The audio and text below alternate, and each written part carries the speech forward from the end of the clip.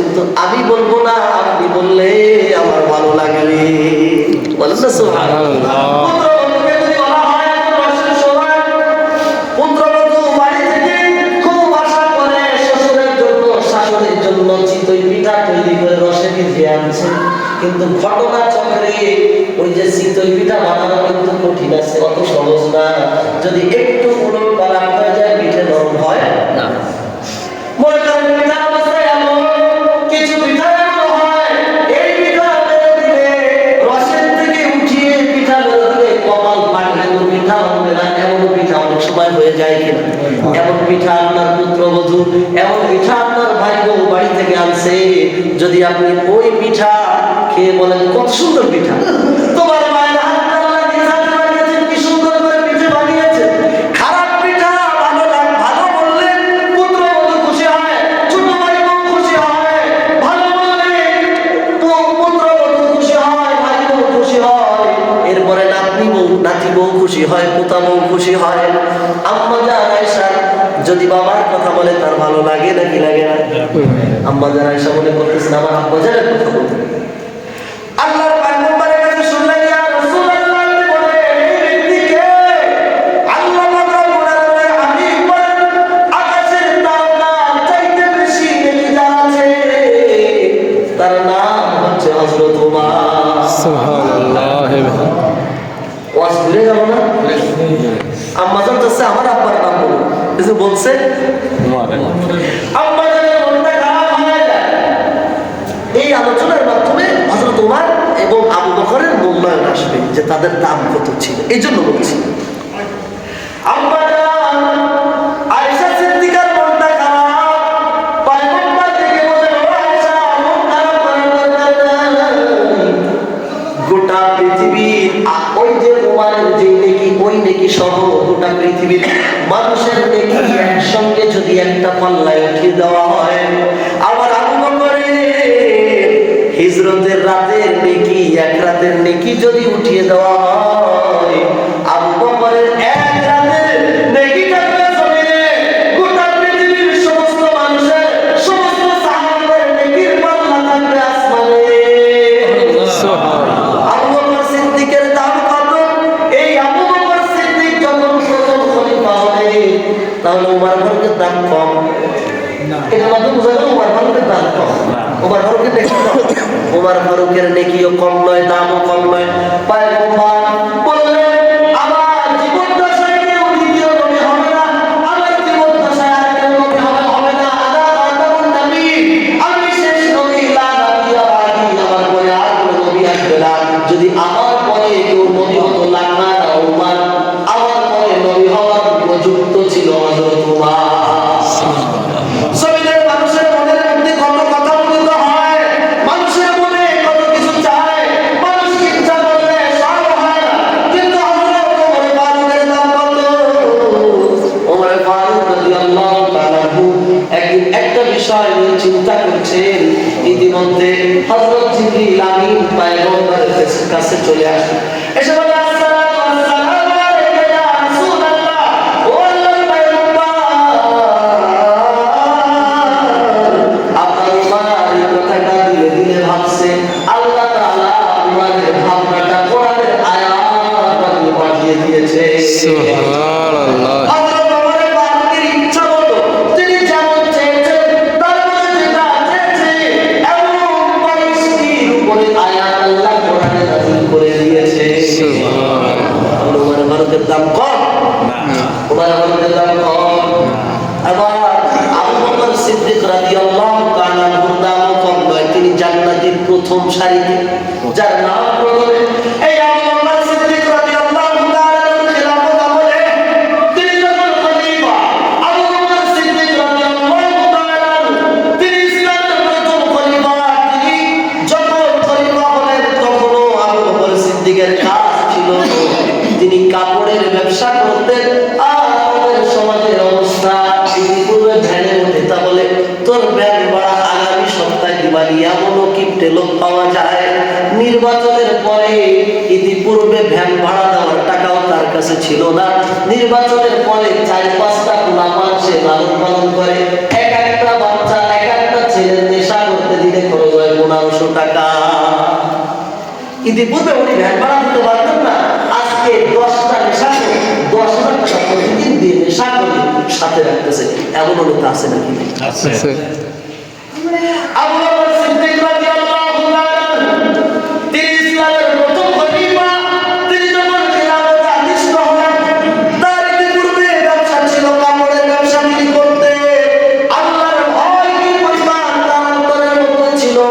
আবু বকর সিদ্দিক রাদিয়াল্লাহু তাআলা বর্ণনায় পাওয়া যায়, সুতো দিয়ে টুপি তৈরি করতেন। টুপি তৈরি করে এই টুপি বাজারে বিক্রি করে জীবিকা নির্বাহ করতেন। সুবহানাল্লাহ। সমাজের এমন একটা নেতা দেখা যায়? দেখা যায় না। জনগণের হাত ধরে পা ধরে তেল মেরে নির্বাচনের পরে মানে ক্ষমতায় যে এরপরে এই জনগণের খবর আর নেয় না, বরঞ্চ জনগণের রিলিফের মাল, জনগণের পিসিবির কাজ, জনগণের ওই যে কি বলা হয় বয়স্ক ভাতা, প্রতিবন্ধী ভাতা, বিধবা ভাতা, এইগুলি নিয়ে খেয়ে খেয়ে নিজের পেটটাকে মাগুর মাছের মতো বানায়। কথা বলে আবু বকর সিদ্দিক রাদিয়াল্লাহু তাআলা তিনি কাপড়ের ব্যবসা করতেন। প্রথম পর্যায়ে খিলাফতের পরে কিছুদিন কাপড়ের ব্যবসা করেছিল, রাষ্ট্রের প্রয়োজনে কাপড়ের ব্যবসা বন্ধ করে দিয়েছিল। এই বিষয়ে অন্য আরেকদিন আল্লাহ যদি বলায় বলবো। মূল উদ্দেশ্য তিনি কাপড়ের ব্যবসা করতেন। আবু বকর সিদ্দিক রাদিয়াল্লাহু তাআলা একদিন দোকানে বসে আছে, একজন খরিদ্দার এসে বলল, আবু বকর তুমি কি আমাকে চিনতে পেরেছো? আবু বকর সিদ্দিক বলে, না হ্যাঁ চিনতে পেরেছি। তখনও তিনি কি খলিফা, তখন তিনি 32 লক্ষ বর্গ মাইলের খলিফা, প্রেসিডেন্ট তিনি, অর্ধ পৃথিবীর প্রেসিডেন্ট। আবু বকর সিদ্দিক ওপেনে দোকানে বসে দোকানদারি করতে। আর ওদের প্রটোকল সরকারি, এই বিষয়ে নজর আছে। কথা না, কথা বলতে গেলে কথা আসে, অল্প সময় আসলে কথা বলা যায় না। হাদিসের মধ্যে আসে কিয়ামতের আলামত ওইটা, ইদা তুজিজাল ফাইকিন ওয়ালাই ওয়াল আমানাতু মা'আল-নামান। তোমরা বুঝবা কিয়ামতের আলামত তখন শুরু হয়ে যাবে যখন সমাজ দেখভালের দায়িত্ব যাদের দেওয়া হয়েছে তারা রাষ্ট্রীয় সম্পদকে নিজের বাপের সম্পদ মনে করবে, নিজের মাঝখানে থাকবে, সামনে 10টা গাড়ি থাকবে, পিছনে 10টা গাড়ি থাকবে, রাষ্ট্রের জনগণের ভ্যাটের টাকা, ট্যাক্সের টাকা, তেল ওই 10টা 20টা গাড়িতে পোড়াবে, আমানতের খেয়ানত করবে, নিজের বাপের সম্পত্তি মনে করবে। তখনই বুঝবা কিয়ামত চলে আসছে। এই কি আছে আমাদের দেশে? আছে। ওরে আল্লাহ, সামনে প্রটোকল, পিছনে প্রটোকল। আবু বকর সিদ্দিকের প্রটোকলের দরকার আছে না? আবু বকর সিদ্দিকের কাছে গিয়ে বলে, আবু বকর আমি সেই ব্যক্তি, এটা সেই পোশাক। তুমি দেখো 6 মাস আগে তোমার দোকান থেকে এই কাপড়টা আমি ক্রয় করেছিলাম। এই কাপড়টা এখন আমার পছন্দ হয় না, তুমি ফেরত নিয়ে নাও। সুবহানাল্লাহ বলবেন না? কয় মাস আগে? 6 মাস। আমাদের এলাকায় তো 2-4 বছর পরে ফেরত নেয় না? 6 দিন পরে নেয়। আপনি যদি 6 মাস পরে মনে করেন 6 মাস পরে আপনার বাজারে একটা জুতা অথবা কাপড় কিনে আপনি গিয়ে বলতেন এটি আমার এখন পছন্দ আছে না ভাই, তুমি ফেরত দাও। তো ওই দোকানদার বলতো ঠিক আছে আপনি বসেন, কর্মচারীকে বলতো ওই দোকান থেকে বিরিয়ানি দিয়ে আসেন, সেভেন আপনি আসেন। এই করতো নাকি বলতো শাটার না পরে দোকানদার। আবু বকর সিদ্দিক রাদিয়াল্লাহু তাআলা 6 মাস পরে পছন্দ করে কাপড় কিনেছে। ওই কাপড়টা সিদ্দিক আকবরের কাছে যে বলে, ও সিদ্দিক আকবর কাপড়টা পছন্দ হয় না, কাপড়টা ফেরত নিয়ে নাও। আবু বকর সিদ্দিক রাদিয়াল্লাহু তাআলা কাপড়টা ফেরত নিয়ে যে মূল্য রেখেছিল ওই মূল্য তাকে 6 মাস পরে আবার পরিশোধ করে দিলে। সুবহানাল্লাহ।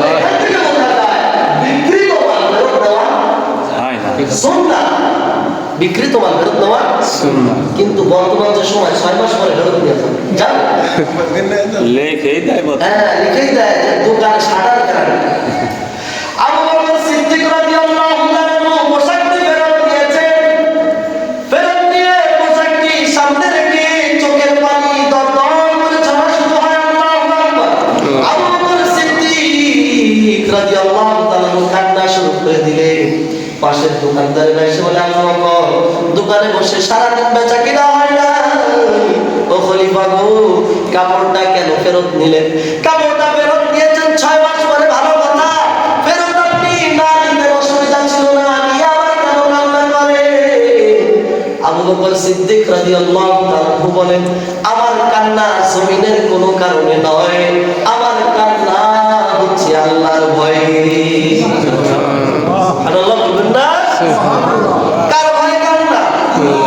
আমাদের যদি মানুষ বলি রাস্তায় যায়, ফোন আসছে, আপনি আপনার শ্বশুর বাড়ি থেকে, মেয়ের শ্বশুর বাড়ি থেকে ফোন আসছে, মেয়ের শ্বশুর বাড়ির প্রতিবেশী ফোন দিছে, বলে আপনার মেয়েকে জামাই প্রচন্ড পরিমাণে মারধর করেছে, মেয়েটার কাছ থেকে ফোন নিয়ে নিয়েছে, আপনাদেরকে বলতে দিবে না। আল্লাহর বান্দার চোখে পানি আসতে সময় লাগে, চোখে পানি আসতে সময় লাগে না। আরে কত ভালোবেসে আমি আমার মেয়েটাকে লালন পালন করেছি, সেই মেয়ের গায়ে হাত দিল, সমাজের মানুষের ব্যবসা লস হলে মানুষের চোখে পানি চলে আসে। রাস্তা দিয়ে হাঁটতে গেলে যখন দ্রুত হাঁটতে গিয়ে পড়ে যায়, কপালের মধ্যে চোট লাগে, হাতে চোট লাগে, ব্যথা যখন বেশি পায় চোখে পানি আসে, কিন্তু কান্না করে না।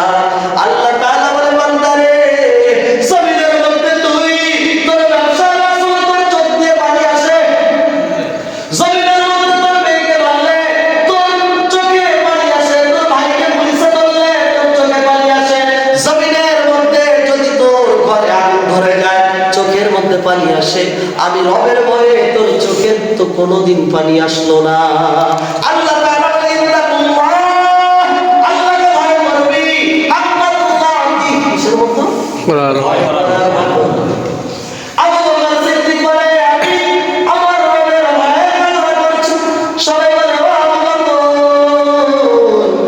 কেন আপনি কান্না করছেন? রবের ভয় কেন? কারণটা একটু বুঝায় বলেন। বলে, দেখো না, আমি তো জমিনের মধ্যে টোটাফাটা যা পারি ইবাদত আমার রবের সন্তুষ্টির জন্য করি, কিন্তু এই ব্যক্তি কাপড় নিয়ে 6 মাস পরে আমার কাছে ফেরত দিল, পছন্দ হয় নাই। আমার আল্লাহ যদি বলে, আবু বকর, তোর সারা জীবনের ইবাদত আমার পছন্দ হয় নাই, তোর ইবাদত তুই ফেরত দে, আবু বকর, তখন আমি রবের সামনে কি জবাব দিব? তাদের মধ্যে আল্লাহর ভয় কেমন ছিল? আমাদের অবস্থা, একদিন তাহাজ্জুদ পড়লে সেই গরম এলাকায় টেকা যায়, আছে না? এমন চার দোকানে যে বলে ঠান্ডা পানিতে তাহাজ্জুদ পড়ে দেখিস, এরকম অনেক মানুষ বলে। ইবাদত এটা মানুষ দেখানো, মানুষ দেখানো। আল্লাহ তাআলা বলেন, ইয়া আইয়ুহাল্লাযীনা আমানু তাকুল্লাহ, হে ঈমানদার বান্দা-বান্দীগণ, ইত্তাকুল্লাহ, আল্লাহকে ভয় করবি, হাক্কা তুকাতিহ, ভয় করার মতো ভয় করবি। আল্লাহ তাআলা বলে, ওয়ালা তামুতুন্না, তোমরা মৃত্যুবরণ করো না, ইল্লা ওয়া আনতুম মুসলিমুন, মুসলমান না হয়ে। আল্লাহ প্রথম ডাক দিয়েছে, ইয়া আইয়ুহাল্লাযীনা আমানু, হে ঈমানদার বান্দা-বান্দীগণ, ইত্তাকুল্লাহ, আল্লাহকে ভয় করো, হাক্কা তুকাতিহ, ভয় করার মতো ভয় করো। কথা বলছে কয়টা? দুইটা। আল্লাহ ওয়ালা তামুতুন্না, মৃত্যুবরণ করো না, ইল্লা ওয়া আনতুম মুসলিমুন, প্রথমে আমানু করে ডাকতে বলতেছেন মুসলিমুন, মুসলমান না হয়ে বলো না। তার মানে বোঝা যায় শুধু কালেমা পড়লে মুসলমান হওয়া যায় না, ঈমানদার দাবি করলে ঈমানদার হওয়া যায় না, বরং ঈমানদার দাবি করে অনেক সময় মুনাফিকের তক্তা নিয়ে কবরে যেতে হয়। ঠিক কিনা বলেন?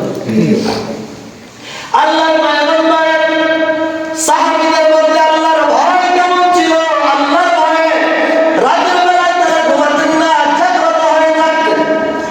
আল্লাহ রাব্বুল আলামিনের হাবিবের সাহাবী, প্রথম সাহাবীর একটা আলোচনা হলো, আসুন দ্বিতীয় খলিফার আলোচনা করে এই নামটা তার ওমর ফারুক রাদিয়াল্লাহু তাআলা আনহু।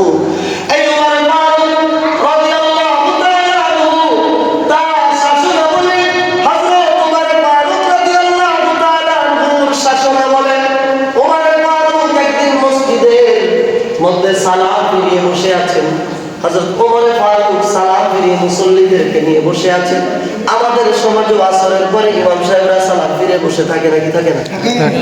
সমাজের অনেক জায়গার অবস্থা, আসর করে দেখেন বাচ্চা কথা বললে অনেক কষ্ট লাগবে, কিন্তু কষ্ট লাগলে কিছু করার নেই, যার যেখানে ব্যথা ওখানে অপারেশন করতে হলে ব্যথা, ঠিক কিনা বলি?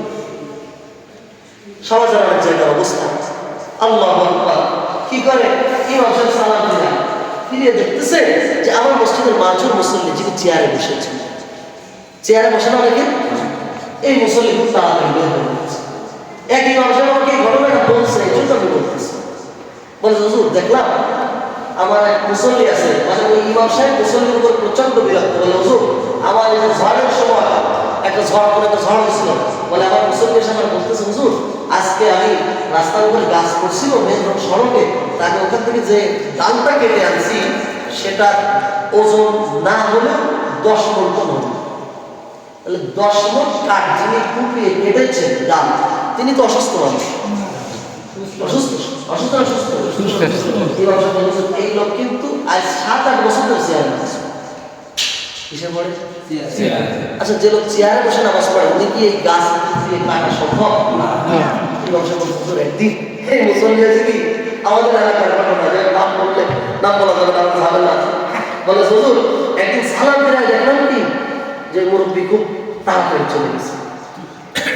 আমাদের সমাজে কিন্তু এরকম হয়, মানুষের সালাম ফিরে দেখে যে মুসল্লিরা কম বেশি সবাই বসে আছে, আগে চলে গেছে, কারণ কি ওনার আগে যে শেয়ার করছেন এই ব্যবসায় মনে করছে কি ব্যাপার যায় কোথায়, যদি মিলাদ থাকে তো মিলাদ তো বড়ই ব্যবসায় সে যাবে, মুসল্লি যায় কোথায়, এই ব্যবসায় আস্তে আস্তে যায় দেখে মুরব্বী কি করছে, আগে গেছে দোকানে শেয়ার করার জন্য, যাই উনি দোকানের মসজিদের চেয়ারম্যান আর তিনি দোকানে গিয়ে চৌকিদাররা লাঠি নিয়ে দাঁড়িয়ে থাকে, উনিও লাঠি একটা নিয়ে দাঁড়ায় আছে, ওনার বসার যায় উনি আগে আগে আগে 4 দোকানে চলে গেছে। তো নামাজের ব্যাপারে তিনি মসজিদে, জি মসজিদে সময় যায় না, আগে আগে 4 দোকানে চলে যায়, 4 দোকানে 10 গল্পে তারা লিপ্ত হয়ে যায়, আছে নাকি নাই? এদের জন্য একটা পার হবে, এদের সময় তো দেওয়া উচিত ছিল বেশি মসজিদে, কিনা বলেন?